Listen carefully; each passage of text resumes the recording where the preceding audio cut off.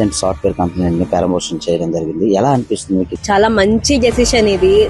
లోకేష్ గారు, చంద్రబాబు నాయుడు గారు కలిపి చేసిన వాళ్ళ హార్డ్ వర్క్ ఏదైతే ఉందో చాలా మంచి డెసిషన్. ఎందుకంటే ఇక్కడ ఏపీలో ఉన్న అన్ఎంప్లాయ్మెంట్ అదంతా అందరికీ తెలిసిందే. ఆ కంపెనీస్ ని వాటిని ఇక్కడ తేయడం వల్ల ఏంటంటే ఇక్కడ ఇండియాలోనే ఉన్న వాళ్ళు, ఇక్కడ ఏపీలోనే పుట్టి పెరిగిన వాళ్ళు, వీళ్ళందరూ కూడా ఇక్కడే పని చేసుకుని పేరెంట్స్ తో ఇక్కడే హ్యాపీగా ఉంటూ ఎంప్లాయ్మెంట్ బాగా పెరుగుతుంది. ఇంకా ఇలాంటి మంచి మంచి కంపెనీస్ వస్తున్నాయంటే ఆటోమేటిక్ గా విశాఖపట్నం పేరు పెరుగుతుంది.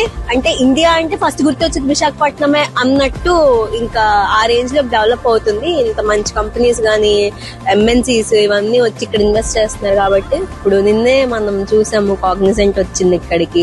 అదొక ఫస్ట్ స్టెప్ లా తీసుకుంటాం. అదొక ఫస్ట్ స్టెప్ లాగా వాళ్ళు చేసి చూపించారు. ఇంకా ఇది కాకుండా ఇంకా ఇంకా చేసే ఛాన్సెస్ ఉన్నాయి అని. చంద్రబాబు నాయుడు గారు ఈ వయసులో కూడా అనేక దేశాలు తిరిగి అనేక పెట్టుబడులు గానీ కంపెనీలు గానీ తీసుకొని వస్తున్నారు కదా, మీకు ఎలా అనిపిస్తుంది? ఈ వయసులో కూడా అతను ఇంత పనితీరు ఎట్లా ఉంది? లోకేష్ గారు, ముఖ్యంగా లోకేష్ గారు అతను తీసినట్టు ఒక ఐటీ హబ్ లాగా విశాఖపట్నం డెవలప్ చేయడానికి చూస్తున్నారు. ఎలా అసలు నిజంగా మీరు అన్నట్టు ఈ ఏజ్ లో చంద్రబాబు నాయుడు గారు ఇంత కష్టపడి ఒక స్టేట్ కోసం ఇంత చేస్తున్నారంటే అది మామూలు విషయం కాదు. నారా లోకేష్ గారు వీళ్ళందరూ కూడా చాలా కష్టపడి ఇప్పుడు ఒక ఫారెన్ కంపెనీని తీసుకొచ్చి ఇండియాలో ఏపీలో ఇన్వెస్ట్ చేయడం అంటే అది అంత ఈజీ పని అయితే కాదు.